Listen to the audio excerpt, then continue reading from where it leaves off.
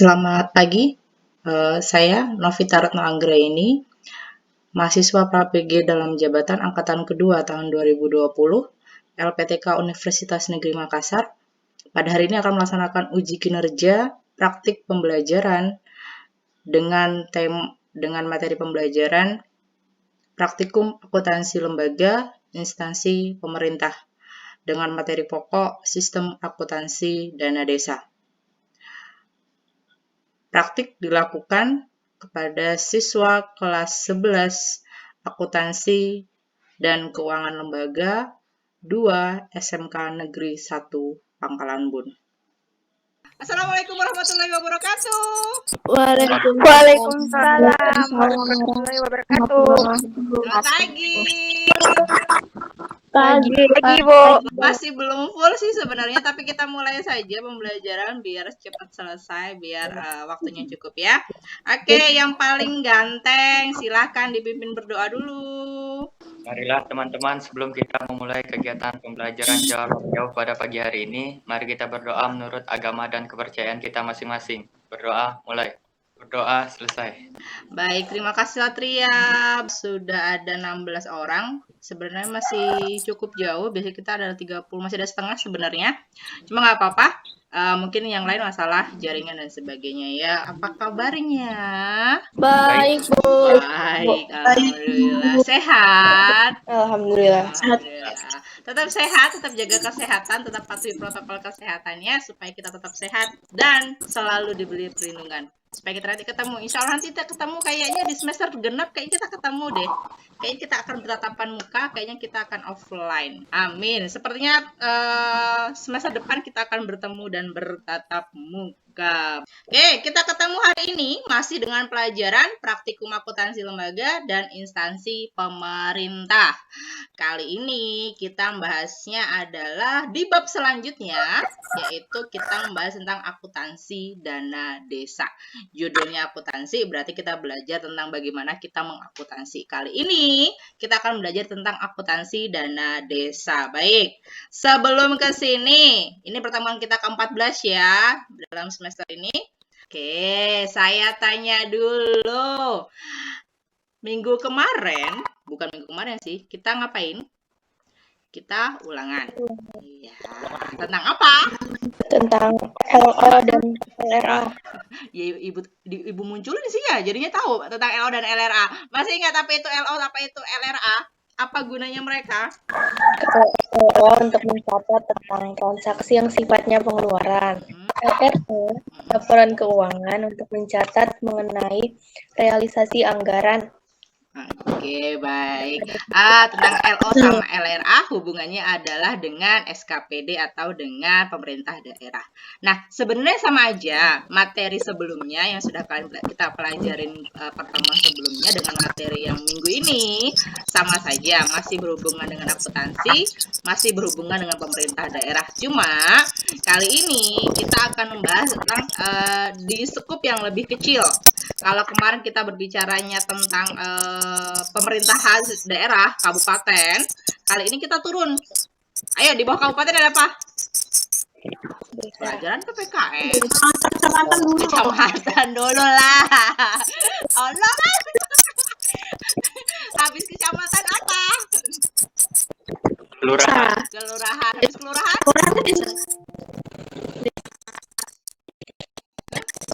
Habis kelurahan? Desa. Desa sama kelurahan itu beda kah? Beda, Bu. Beda sama? Kelurahan itu lebih besar. Kelurahan itu lebih besar. Desa lebih kecil. Berarti ada kelurahan, ada di, kalau kelurahan ada di bawahnya ada desa. Nah, desa tuh kayak lebih ke pemukiman gitu loh, Bu. Masa sih? Siapa yang rumahnya di desa? Baik, kita belajar tentang LO sama LRA minggu kemarin tentang bagaimana kita melaporkan pertanggungjawaban untuk di pemerintah daerah. Ntar dulu ya, kita bahas tentang desa sama kelurahan. Habis ini kita bahas. Masya Allah, berarti dia belum baca bahan ajar ibu nih kayaknya. Oke, tetap tujuan pembelajaran kita untuk yang kali ini adalah supaya kalian bisa menerapkan sistem akuntansi keuangan dan struktur akuntansi keuangan desa dan kelurahan. Desa atau kelurahan. Kemudian yang selanjutnya supaya kalian bisa melakukan pencatatan sistem akuntansi keuangan dan struktur akuntansi keuangan desa atau kelurahan. Nah, lihat kalimat ibu adalah atau.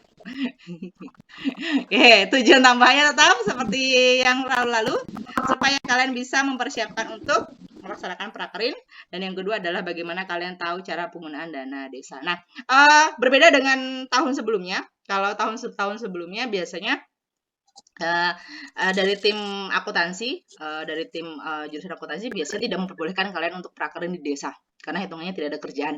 Bahasnya begitu ya, tidak diperbolehkan kalian untuk magang atau prakerin di kantor kelurahan atau kantor desa. Tapi karena ada materi pembelajaran ini sejak tahun lalu, kalian diperbolehkan sekarang untuk magang di desa atau di kelurahan. Karena apa? Ya ini, karena ada sebuah sistem akuntansi yang harus dimiliki oleh desa dan itu harus dilakukan pencatatannya. Dan biasanya memang memerlukan orang-orang accounting. Nah, jadinya memang nanti makanya jadi pilihan. Kalau dulu mungkin kakak-kakak kelas kalian nggak boleh di dinas, nggak boleh di desa, nggak boleh di kelurahan. Mulai tahun kemarin sudah boleh di desa, boleh di kelurahan, boleh di kantor pemerintahan untuk tempat magangnya. Jadinya akhirnya opsi kalian lebih banyak untuk tempat magang. Jadi nggak ada alasan. Kalau dulu memang agak susah nyari tempat magang untuk akuntansi, tapi kalau sekarang lebih mudah karena kalian bisa masuk dimanapun malahan.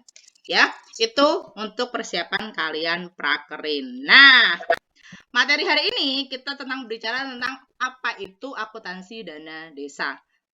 Ada video yang sudah saya unggah di bahan ajar, itu sebenarnya umum saja, bukan punya ibu. Itu nyolong dari video orang lain, tapi itu sebenarnya cukup jelas sebenarnya apa itu dana desa dan sebagainya. Kalau kalian buka, dibuka tidak? Kalau kalian buka, sebenarnya ada video di sana. Ini videonya tentang apa itu akuntansi dana desa dan sebagainya. Nanti bisa dibuka sambil kalian diskusi nanti di Edmodo, boleh kalian buka. Oke. Sudah prioritas belum? Sudah kerjain prioritas lo tadi? Belum. Ya, itulah hasilnya sudah ada. Kenapa? Bingung kah sama dana desa? Bingung. Oke. Pasti bingung sama dana desa. Wong kalian sendiri bingung. Desa sama kelurahan. Jangankan ngerjakan soal pretest dari ibu, bedain desa sama kelurahan aja bingung. Ayo sekarang ibu tanya. Di Pangkalan Bun deh, di Arut Selatan. Kan kalau kabupaten kita ada Kota Waringin Barat. Tahu semua lah ini ya. Kalau kecamatannya ada berapa Kota Waringin Barat? 2 loh. Arut Utara sama Arut Selatan. 7 lah, Bu. 7 atau 8? Nggak tahu deh. Subhanallah, ada yang nambah, ada yang kurangi. Kecamatan. Kecamatan. 5. Satria 5. Paling sedikit. Ngaco. Kamu ngurangin siapa, Sat? Siapa yang tak anggap? Oke. Masya Allah. Kenapa ibu jadi belajar PPKN ya? Kabupaten Kota Waringin Barat. Ada 6 kecamatan. Ayo lo. Kumai. Oh iya lah. Oh iyalah. Oh iya. Aku pikir Kumai kabupaten. Arut Selatan. Arut Utara. Arut Utara. Lagi. Arut Barat. Subhanallah, Arut Barat dari mana? Pangkalan Lada. Kolam masuk nggak, Bu? Kota Pangkalan Banteng Banteng masuk nggak, Bu? Hah? Pangkalan Banteng. Pangkalan Banteng. Itu 6 kecamatan, saudara-saudara. Tolong. Sekarang kita bicara tentang Arut Selatan. Ingat, kecamatan itu terdiri dari desa dan kelurahan. Desa itu bukan standar. Desa itu tingkatannya sama dengan kelurahan. Bedanya apa? Kalau desa dipimpin kepala desa, kalau lurah dipimpin oleh lurah. Bedanya apa lagi? Kalau desa itu kadesnya dipilih oleh masyarakat. Kalau kelurahan, lurahnya itu adalah pegawai negeri sipil yang ditunjuk oleh bupati. Jadi nggak ada ceritanya desa di bawah kelurahan sama desa itu sama. Maksudnya tingkatannya mereka sama. Mereka sama-sama kalau bahasanya itu apa ya? Sama kayak kalian SMA sama SMK, sama kan? Tingkatannya sama gitu Mas Ibu. Nah, sama, kelurahan sama desa juga begitu, SMA sama SMK sama. Gitu. Jadi desa sama kelurahan itu bukan berbeda, bukan desa lebih rendah daripada kelurahan, tapi mereka sejajar, hanya beda wilayah administratif. Apa bedanya? Silahkan pelajarin PKN. Masya Allah, aku juga nggak mungkin ngajarin kalian begini. Oke, desa. Kita bahas desa dulu yang di wilayah Arut Selatan. Ada yang tahu desa apa aja di Arut Selatan? Desa Kumpai Pasir Batu Panjang. Atas. Kumpai Batu Atas. Kampung Kumpai Batu Kampung Bawah. Baru, subhanallah dari Desa Natiraya. apa? Karanganyar tuh desa apa, Bu? Desa Karanganyar tuh nggak masuk nggak masuk Kumpai Batu. Atau siapa? Karanganyar tuh di Bamban. Bukan, Karanganyar itu wilayahnya Mendawai. Ngaco sih dah kamu. Oh, Karanganyar tuh di Mendawai Bamban dia. sana tuh, dekat Kumpai Batu Bawah tuh. Iya, Kan Karanganyar Kumpai kalau Batu. SMP 11 loh. Kok SMP 11, SMP 10 tuh loh. Nggak tahu, Bu. Yang Nggak tahu SMP 10. SMP 10 tuh di mana pula, Bu? Bamban Gimana terus. SMP 10 tuh, Bu? Bamban terus mau ke Kumpai Batu, tapi yang lewat Bamban. Nah, iya. Nah, itu Mendawai, saudara-saudara. Itu wilayah Mendawai. Mendawai itu gede. Ibu nih mainnya jauh-jauh sampai Karanganyar. Membadau nih kan. Kacau. Ya, oke, kita bahas Desa, Bu. Bang Bu, Mendawai seberang. Mendawai seberang. Nah, Mendawai seberang mah ke situ mah ya Allah. Hai ke SMP Mendawai seberang tuh 4 desa. SMK 4 itu mah ya. Nggak tahu. Kalian temanku bilang tuh desa Mendawai seberang. Iya, Mendawai seberang. Sebenarnya bukan desa. Iya sih, dia kelurahan, bukan desa. Raja Seberang, Mendawai seberang itu kelurahan loh. Sama seperti Mendawai. Dia kelurahan. Ayo, jadi sebenarnya itu masalah PPKN, saudara-saudara. Silakan ke PPKN, silakan ke Pak Sugeng. Aku nggak akan bahas itu. Tolong am. Di mamai Pak Sugeng kena aku mengambil kerjaan Pak Sugeng. Oke, sekarang kita bahas tentang desa. Jadi di desa, kalau kalian baca bahan ajar Ibu, pernah dengar ada dana desa? Anggaran dana desa. Pernah dengar kayak gitu nggak? Pernah, Bu. Pernah. Ya. Ada yang belum? Pernah. Pernah. Oke. Apa itu dana desa? tentang duit-duit, Bu. Iya, tahu kalau dana itu duit. Suka aku ke Jambeonya Satria nih, Kak. Ya kalau dana duit. Oke, ada disebut sebagai dana desa. Apa itu dana desa? Dana desa adalah dana yang diberikan oleh pemerintah kabupaten, bukan kabupaten, sorry. Pemerintah pusat untuk membantu desa dalam artian dia berguna untuk mengembangkan desa. Jadi maksudnya adalah pemerintah kan biasanya kalau desa itu biasanya tertinggal ya, pembangunan mereka terpencil, kemudian pembangunannya tidak merata. Padahal kalau kita ngeliat desa Pasir Panjang rame ya, punya hipermat saudara-saudara. Sadar nggak? Kalau hipermat itu di bawah desa Pasir Panjang. Iya. Iya loh. Desa paling kaya, sepertinya desa paling kaya se-Indonesia itu adalah desa Pasir Panjang. Punya hipermat, SMP 7, SMK 2, gedung DPRD, gedung kantor-kantor yang di HM Rafi'i itu kan kantor Pasir Panjang. Beringin Rindang. Siapa yang rumahnya Beringin Rindang? Saya, Bu. Desa berarti ya. Alah. Keren. Mana ada dia. Sadar nggak kalau perumahan elit Beringin Rindang itu adalah desa Pasir Panjang. Itu Kira di situ. ya. Wow, saya baru Siapa yang tahu. baru sadar bahwa Beringin Rindang adalah desa? Saya Baru sadar. Pasti mikirnya itu jujur. Pasti mikirnya itu kelurahan. Beringin Rindang adalah perumahan elit yang berada di desa Pasir Panjang. Gitu. Jadi ya mungkin kalau di wilayah Pulau Jawa memang kalau desa itu biasanya mereka tertinggal dan sebagainya. Nah, itulah yang kemudian munculkan Kementerian Keuangan bekerja sama dengan Kementerian Desa memberikan sebuah dana, bukan sebuah sih, memberikan bantuan dana mulai tahun 2017, memberikan dana kepada pemerintah desa dalam bentuk uang tunai. Makanya tadi saya bilang duit, ya. Memberikannya dalam bentuk uang tunai. Gede banget. Satu desa itu bisa 1 M. Tergantung dengan apa? Tergantung dengan luas wilayah, tergantung dengan jumlah penduduk. Jadi besar banget. Makanya kalau kalian lihat apa hasilnya di desa-desa. Di Pasir Panjang punya Jurung 3.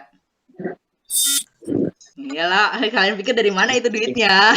Kalau nggak dari dana desa. Kemudian Kelapa Batu punya Taman Kelinci. Sadar? Ada Taman Kelinci, ada kebun buahnya. Iyalah, kemudian kalau di Pangkalan 3 yang ada Flying Fox. Pernah ke Pangkalan 3 yang ada itu loh. Siapa yang rumah di Pangkalan 3? Yang ada Flying Fox sama bebek-bebekan tuh loh. Ada kolam renang. Tahu nggak? Pangkalan 3. Iya Bu, pernah ke situ. Nah, gede loh itu. Itu kan masuk ke dalam, terus dalam. Iya tahu Bu. Nah, itu ada kolam renangnya, ada trekking truk, bukan truk apa? Mobil tril-trilan itu loh. Nah, di sana ada Flying Fox-nya. Nah, itu maksudnya adalah kenapa dana desa itu diberikan kepada desa dengan konsekuensi bahwa desa masih punya wilayah yang cukup besar dan bagaimana kemudian desa bisa memanfaatkan dana desa itu untuk kemajuan. Jadi sebenarnya bukan uang cuma-cuma, tapi bagaimana kemudian desa bisa menggunakan uang dari pemerintah untuk membangun desanya. Begitu maksudnya. Kalau desa yang bagus, ya jatuhnya banyak, jatuhnya bagus. Jurung 3, Taman Kelinci, terus apa sih Pangkalan 1 tuh namanya? Itulah pokoknya. Aku nggak tahu namanya. Kemudian ada juga untuk apa selain itu? Mengembangkan UMKM. Kalau di Kumai itu ada yang Amplang Salbiah Abu. Ada loh. Itu kan dari dana desa. Oh iya. Nah, itu kan sebenarnya dari desa. Kemudian ada yang mereka bikin keripik-keripik atau yang kerupuk basah. Itu adalah dana-dana dari desa. Makanya kemudian kenapa cukup berkembang UMKM sebenarnya dari dana desa. Nah, gara-gara si desa ini dapat duit, kelurahan iri. Jadinya mulai tahun 2019, kelurahan juga dapat dana, tapi tidak sebesar dana desa. Kita hanya membahas tentang desa. Silahkan buka di Edmodo-nya, silahkan buka di bahan ajarnya. Ada materi di sana. Kalau kita berbicara tentang materi teorinya banyak banget. Kalau kita berbicara tentang kalau ibu jelasin mah banyak banget sekali ya. Habis pulsa kalian untuk web. Yang kita pelajarin selain pelajarin itu silahkan nanti bagaimana strukturnya, bagaimana cara pencatatannya, silahkan pelajarin dari bahan ajar. Sekarang kita lanjut, ibu mau lanjut bagaimana kalian mencatatnya. Ingat, dalam nanti kalian akan ibu minta untuk mendiskusikan bagaimana siklus untuk struktur pengelolaan dana desa. Silahkan buka di bahan ajarnya. Kalian yang nyari tahu bagaimana prosesnya siklus mencatat kalau orang desa nyatet dana desanya bagaimana. Ya, silahkan dibuka di bahan ajarnya ada di sana dan kalian nanti tugasnya adalah bagaimana kalian menyusun strukturnya. Oke, sekarang tinggalkan itu. Nanti silakan kalian sama kelompoknya. Saya akan nyontohin bagaimana kalau nyatat. Sama halnya seperti pencatatan yang lain. Sama halnya seperti bagaimana kalau kalian nyatat di perusahaan dagang. Kemarin kalian juga ketika mencatat di SKPD. Oke, kita lihat. Aduh, gede. Halo. Oke, kita lihat contohnya. Diterima pencairan dana dari pemerintah pusat ke rekening dana desa sebesar 294 juta rupiah. Bayangin nggak? Tahu nggak ini biasanya untuk berapa tahun? Dana segini. 1 tahun. 1 tahun. 3 bulan. Ingat. Per 3 bulan biasanya segini. Bayangin sebanyak apa dana desa tuh? Makanya mantap gitu. mantap. Siapa mau jadi kepala desa? Silakan. Sudah belajar akuntansinya, sudah belajar bahwa dana desa banyak, silahkan jadi kepala desa. Syarat kepala desa lulusan SMA boleh kok. Kemudian kan karena kalian sudah belajar akuntansinya tahu cara manipulasinya kan, ya udah silahkan menjadi kepala desa. Itulah kenapa kalau misalnya kalau kalian tahu pemilihan kepala desa itu biasanya rame sekali. Siapa yang kagak mau duit segitu? Cuma-cuma pula. Dan ketika dana desa itu tidak bisa dilaporkan dengan benar, itu ada anunya loh, apa? Karena biasanya orang-orang menganggap bahwa orang desa itu tidak bisa melaporkan. Makanya akhirnya banyak jadi manipulasinya di sana. Enak kok. Oke, sekarang bagaimana cara mencatatnya? Nyatetnya kayak kalau kalian nyatet uang kas. Nggak seribet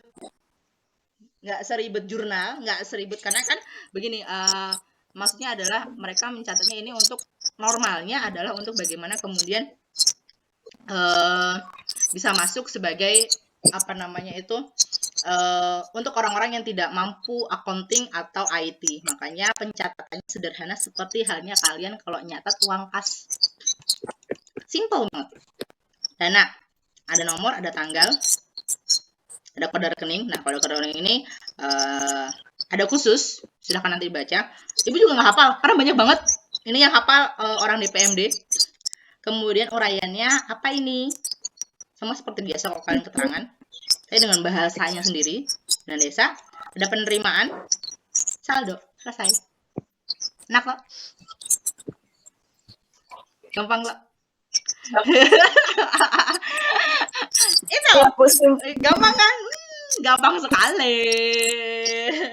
Itu makanya kenapa pencatatan dana desa dibuat tidak ribet, karena takutnya kalau misalnya dibuat seribet kalian accounting biasanya, apalagi seribet LO dan LRA, kagak jadi itu laporan, ya kan? bisa kagak kelar itu laporan sama orang desa dengan kategori, apalagi misalnya nih perangkat desanya adalah orang-orang yang buta huruf, kagak selesai itu laporan, hilang dananya. Oh iya, bayangkan ada yang pernah ke Sungai Cabang? Tahu Sungai Cabang? Enggak. Pernah lagi. Pernah. Berapa jam ke Sungai Cabang? Saya nggak pernah jalan-jalan, Bu. Kesian dulu. Satu hari. Berapa jam dari Iya, 8 jam dari Kubu. Jam. Itu masih ada desa namanya Desa Sungai Cabang. Ada manusianya, ada. Siapa yang mau ke sana? Dapat dana saya dapat. Saya, Bu. Pantainya bersih. Pantai bersih. Iyalah, siapa yang mau ke sana? Siapa yang mau ngotorin itu pantai? Masuknya ke itu ya perlu kalau misalnya nggak ada apa namanya itu, nggak ada angin, nggak bisa mendarat, nggak pegang. Sama kayak ke Teluk Kulai. Ya, itu. Jadi memang pencatatannya tidak ribet. Pencatatannya gampang, makanya ini kita pertemuannya hanya 1 kali saja. Oke, kemudian silahkan nanti ke Edmodo. Sudah saya bagi kelompok di sana. Sudah ada 3 kelompok. Nama kelompoknya ada aset, ada equity, sama ada liabilities.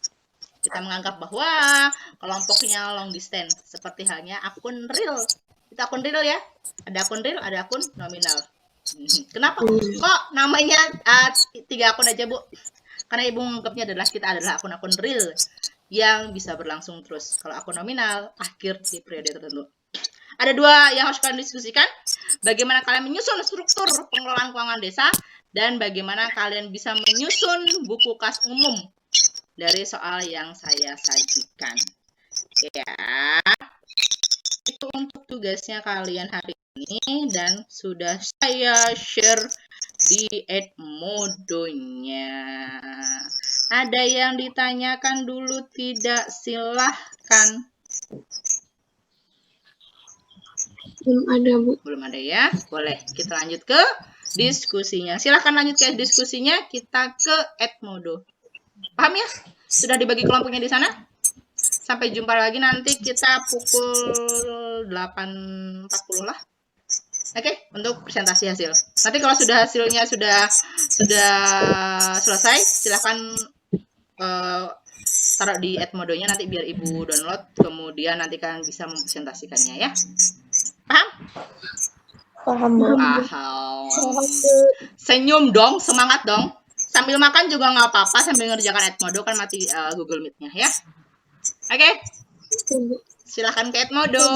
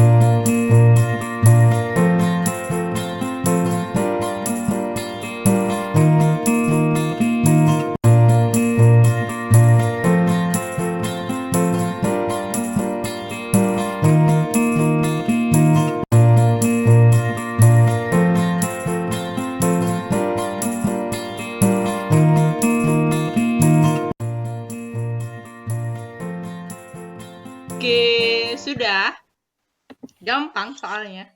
Bisa. Lumayan. Lumayan. Bisa dipahami ya?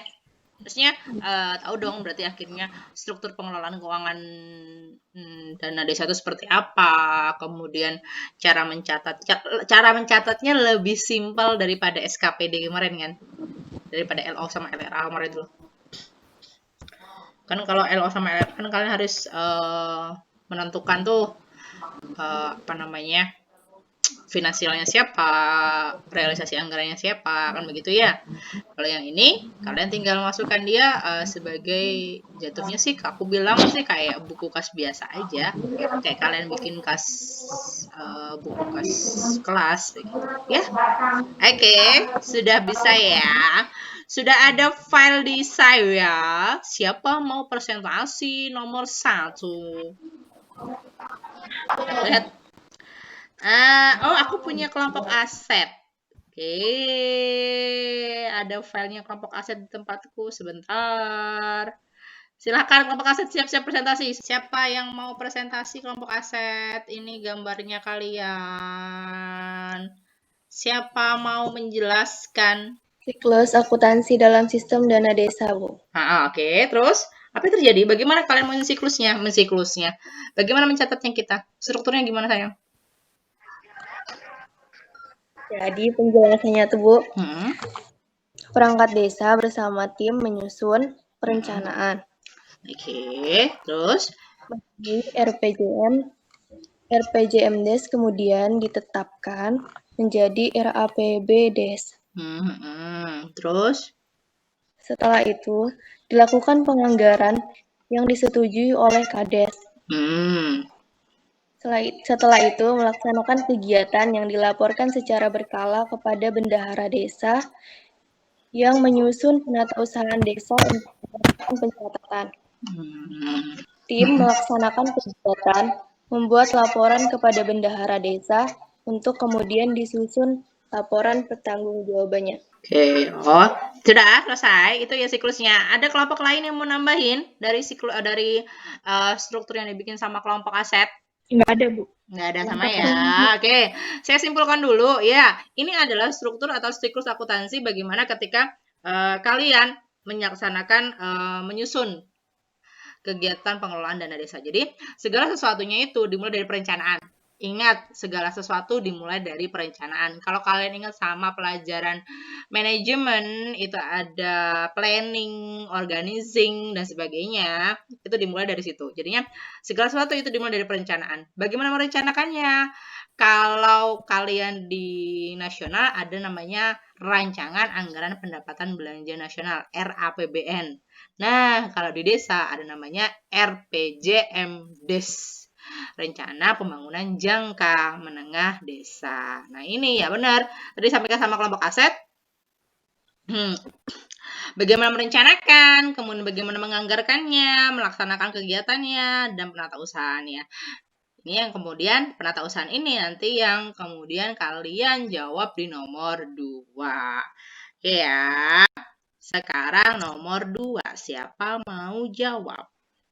Kelihatan ya? Kelihatan, Bu. Kelihatan ya? Oke. Gimana ini? Ini adalah buku kas umum.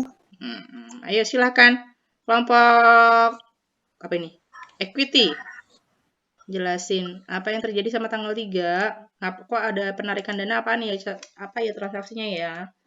Tanggal 3 itu ada penarikan dana. Penarikan dana. Terus Jadi masuknya ke penerimaan, terus hasil sewa tanah masuk ke penerimaan. Oke, baik. Saldonya ditambah. Oke, baik. Sebelum jelasin satu persatu pertanyaan Ibu, gimana sih caranya menatausahakan? Kalian bisa menyusun kas umum, kemudian kalian nyusun buku bank. Ini buku bank ya, kalian nyusun ya. Kemudian ada bikin buku pembantu pajak. Gimana sih caranya? Tadi gimana sih caranya? Bikin transaksi. Terus, ayo, gimana kalian menjelaskannya? Yang pertama, Bu.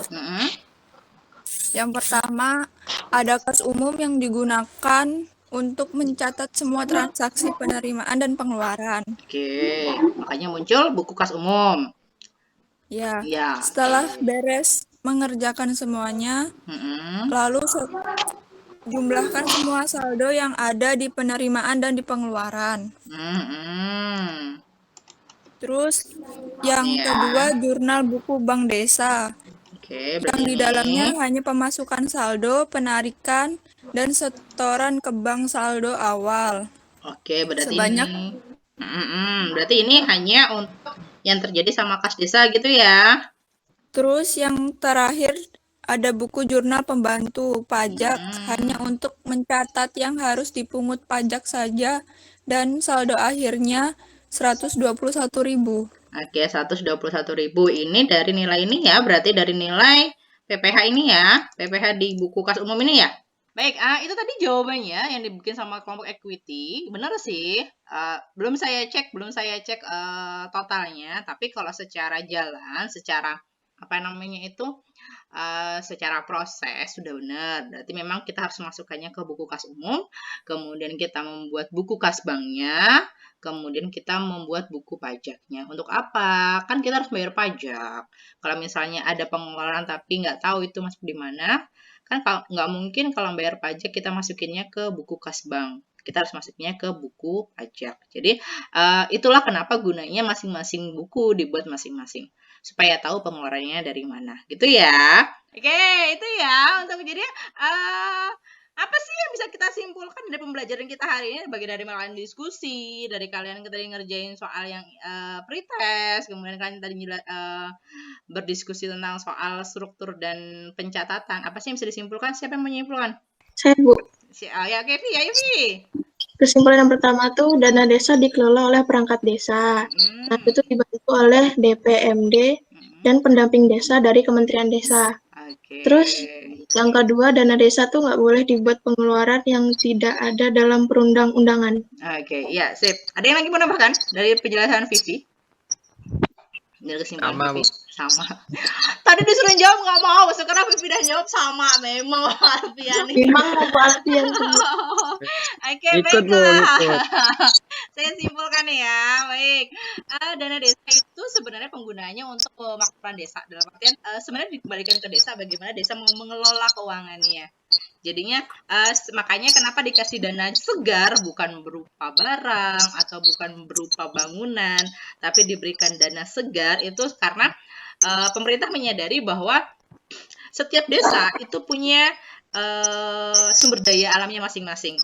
Kalau misalnya dikasih barang, itu kan beda-beda tuh tiap daerah. Tapi kalau misalnya dikasih dana, mereka bisa mengelola dengan baik. Nah, makanya tapi juga menyadari bahwa di desa itu orang-orangnya tidak paham, tidak terlalu banyak pahamnya tentang IT. Kemudian kemampuannya juga lebih tidak baik. Makanya kemudian pelaporannya mereka lebih sederhana. Plus, mereka juga menggunakan sistem aplikasi sebenarnya. Nanti kalian pelajarin di kelas 3, ada sistem aplikasi namanya Siskudes, sistem keuangan desa. Itu jadi sebenarnya oleh pemerintah sudah dipermudah, desa-desa itu dipermudah dalam menyusun laporannya. Tapi karena itu tadi makanya Ibu bilang, kenapa kalian diperbolehkan untuk magang di kantor desa? Karena akan masuk ke aplikasi itu. Jadi setiap desa itu dikasih aplikasi. Kan kalau misalnya yang dikasih itu orang yang buta huruf nggak tahu tuh bentuknya komputer tuh, karena itu bentuknya aplikasi. Makanya kemudian mereka dibantu oleh pendamping desa. Itu fungsinya kenapa kita kalian bisa mempelajari dana desa. Oke ya, itu untuk kesimpulan kita pelajaran hari ini. Semoga bermanfaat dan semoga bisa dimanfaatkan dengan baik. Minggu depan kita evaluasi materi ini. Untuk persiapan nanti minggu depannya lagi kalian ulangan semester. Oke. Di minggu depan kita evaluasi. Ya, pokoknya minggu depan kita evaluasi. Minggu depan kita evaluasi, persiapkan diri dengan baik. Semoga tetap sehat. Jadi kita nanti bisa ketemu di semester depan dalam keadaan sehat walafiat dan bisa bertatap muka. Nggak lagi ngeliat wajah kalian kecil-kecil di layar laptop saya. Jadi aku bisa jitak kepala kalian kalau misalnya kalian macam-macam. Aku bisa mudah-mudahan. Dijitak, Bu. Kan kalau kayak gini kan aku nggak bisa jitak kepala Alfian, aku nggak bisa jitak kepala Satria, nggak bisa ngelempar kalau misalnya kalian tidur. Karena kalau misalnya kita tatap muka, kita bisa tatap muka, enak diskusinya dan sebagainya ya. Tetap sehat, tetap jaga kesehatan. Yuk kita tutup pembelajaran. Siapa yang mau nutup? Marilah teman-teman sebelum kita mulai pembelajaran kita pada pagi hari ini, mari kita berdoa menurut agama dan kepercayaan masing-masing. Berdoa. Terima kasih Feni, terima kasih kalian sudah hadir di pembelajaran kita hari ini. Tetap sehat, tetap jaga kesehatan. Selamat pagi. Assalamualaikum warahmatullahi wabarakatuh.